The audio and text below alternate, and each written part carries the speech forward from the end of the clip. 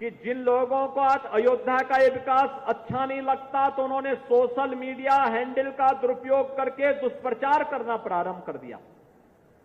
एक दिन आया कि 13,000 लैंड, अयोध्या की 13,000 एकड़ लैंड 3 लोगों को आवंटित कर दी गई। मुझे बताओ, क्या अयोध्या प्रॉपर में 13,000 एकड़ लैंड है क्या? पहले तो उनकी बुद्धि और विवेक पर ही मुझे संदेह होता है जो लोग इस प्रकार की न्यूज देते हैं। दूसरा, अयोध्या में कोई भी लैंड आवंटित नहीं की गई तो इस प्रकार की फेक न्यूज क्यों देते हैं? एक दिन फिर दूसरी न्यूज आती है कि अयोध्या में धर्मपथ और रामपथ पर 3800 स्ट्रीट लाइट चोरी हो गई। यानी अयोध्या की जनता को और अयोध्या वासियों को कटघरा में खड़ा करने का यह प्रयास ये विपक्षी दलों के लोग करते हैं। सच्चाई क्या थी? वेंडर को मार्च तक स्ट्रीट लाइट लगानी थी, चुनाव के कारण नहीं लगाया। बाद में उसने विपक्षी दलों के साथ मिलकर के ये साजिश की कि ये पैसा निकाल सके। नहीं हो पाया तो उसने छोटी सी ई कंप्लेंट कर दी। लेकिन अब वेंडर ही शिकंजे में आ गया है। अब उनके आकाओं को भी हम शिकंजे में लेंगे। कौन थे इसके पीछे जो अयोध्या को बदनाम कर रहे थे? और ये अयोध्या को बदनाम करने वाले वही लोग हैं जिन लोगों ने अयोध्या में राम भक्तों पर गोलियां चलाई थी, जिन लोगों ने अयोध्या को लहूलुहान किया था।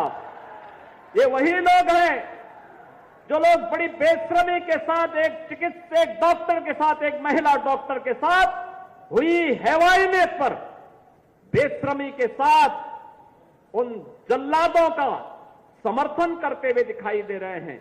ये वही लोग हैं जाए के पिछड़ी जाति की बेटी के साथ हुए हैवानियत पर उन दुष्कर्मियों के साथ खड़े हैं, कहते हैं निर्दोष है। कल मैं देख रहा था समाजवादी पार्टी के नेता का बयान में पढ़ रहा था। वो बोल रहे हैं समर्थन कर रहे हैं उन दुष्कर्मियों का जिन्होंने कोलकाता के अंदर एक डॉक्टर के साथ सामूहिक दुष्कर्म करने वाले दुष्कर्मियों का समर्थन कर रहे हैं। तनिक तो शर्म करनी चाहिए। लेकिन बहनों और भाइयों, संस्कार कभी समाप्त नहीं होते। ये वही लोग हैं जो कहते थे दुष्कर्मियों के लिए कि लड़के हैं गलती कर देते हैं। इन लोगों से कैसे आप उम्मीद करते हैं? कैसे उम्मीद करते हैं? ये वही लोग हैं जिन्होंने इसी अयोध्या में एक गरीब अति पिछड़ी जाति की बालिका के साथ हुए रेप की घटना पर बड़ी बेशर्मी के साथ उन अपराधियों को बचाने का काम किया था।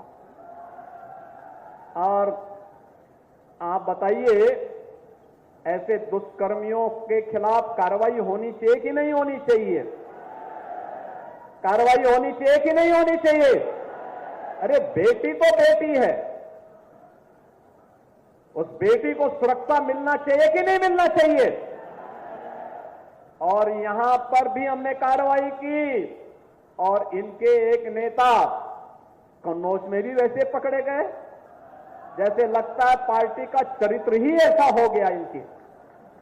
और इसीलिए दुष्कर्मियों का बड़ी बेशर्मी के साथ लोग समर्थन कर रहे हैं। लेकिन बहनों और भाइयों, आज भी उनकी वह आदत छूटी नहीं। लेकिन आदत सुधारने के लिए कानून भी है, कानून का डंडा भी है। और कानून का डंडे का इस्तेमाल करके ऐसे दुष्कर्मियों के साथ सख्ती से निपटने का काम तो होगा ही।